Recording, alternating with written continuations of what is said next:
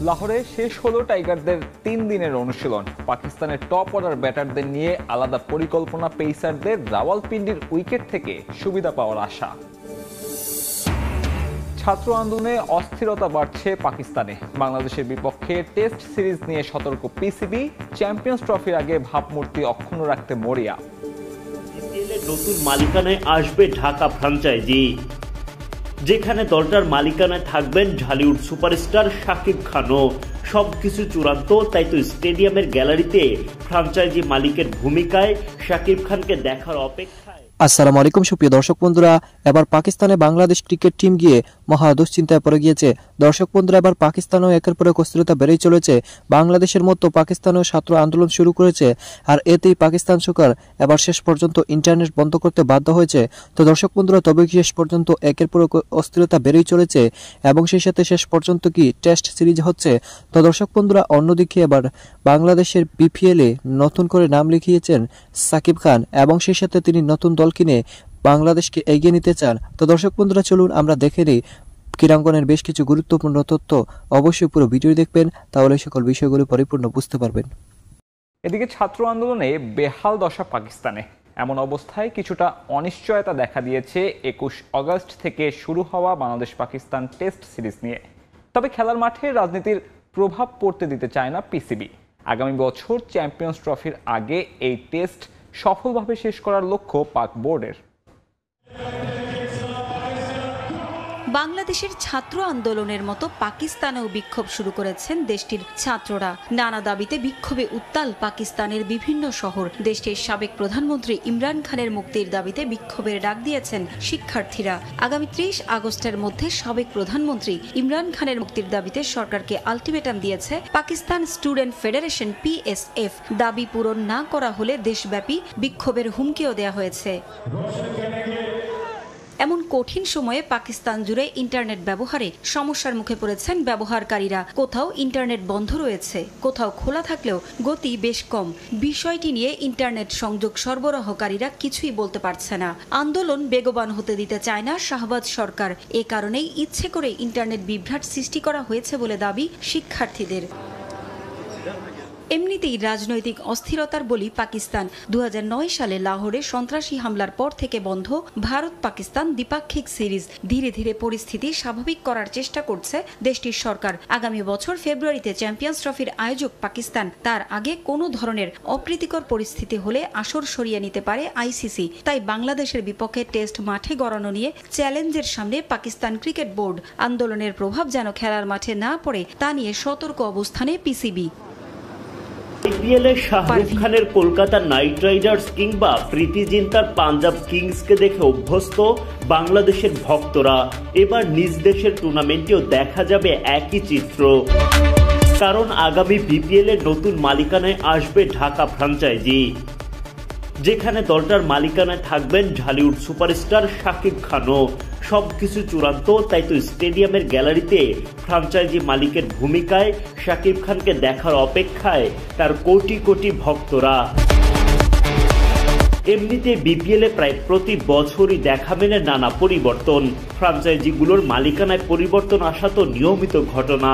এবার পরিবর্তিত রাজনৈতিক পরিস্থিতিতে একাধিক দলের মালিকানায় আসতে পারে বদল। গেল আসলে ঢাকার ফ্র্যাঞ্চাইজির মালিকানায় ইতোমধ্যেই পরিবর্তন স্পষ্ট। গত আসরে ঢাকার মালিকানায় ছিল নিউট্রেক্স গ্রুপ। সেজন্য নতুন মালিক হিসেবে ওয়ালটনের কসমেটিক্স ব্র্যান্ড রিমার্ক হার্ল্যান্ডকে সুযোগ দেয় বিসিবি।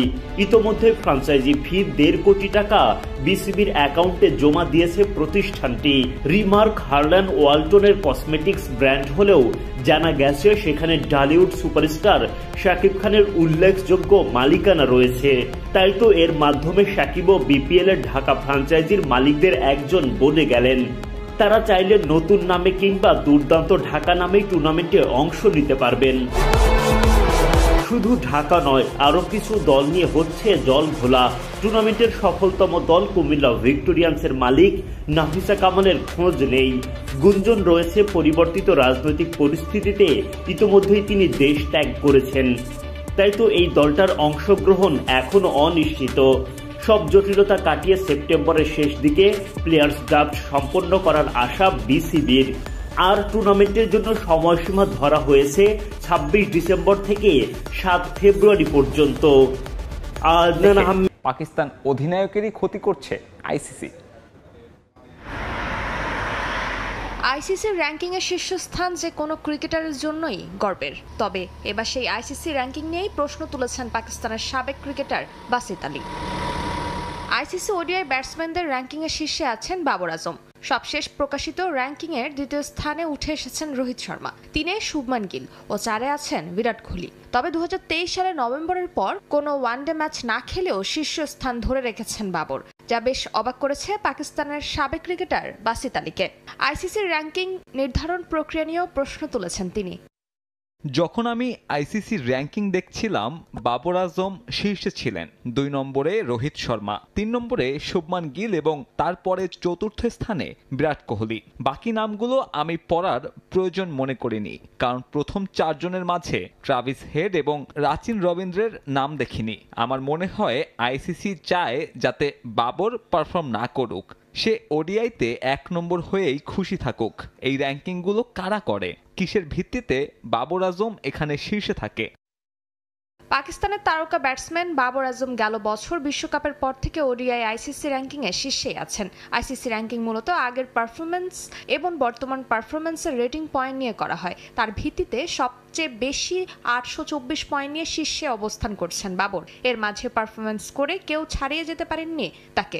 এর পেছনেও কারণ আছে। এবছরের টি-20 বিশ্বকাপের জন্য বেশ কয়েক মাস শুধু সংক্ষিপ্ত ফরম্যাটের ম্যাচই খেলেছে শীর্ষ দলগুলো। গেল ওডিআই বিশ্বকাপের পর সর্বোচ্চ 12টি ওয়ানডে খেলেছে শ্রীলঙ্কা, ভারত 6টি এবং ইংল্যান্ড অস্ট্রেলিয়া খেলেছে মাত্র 3টি করে ওডিআই। আর পাকিস্তান গেল 9 মাস 50 ওভারের কোনো ম্যাচই খেলেনি। ফারজানা জাহান প্রিয়া, সময় সংবাদ। সব ধরনের ক্রিকেট থেকে নিষিদ্ধ হয়েছেন শ্রীলঙ্কান ক্রিকেটার নিরোশান ডিকুয়েলা।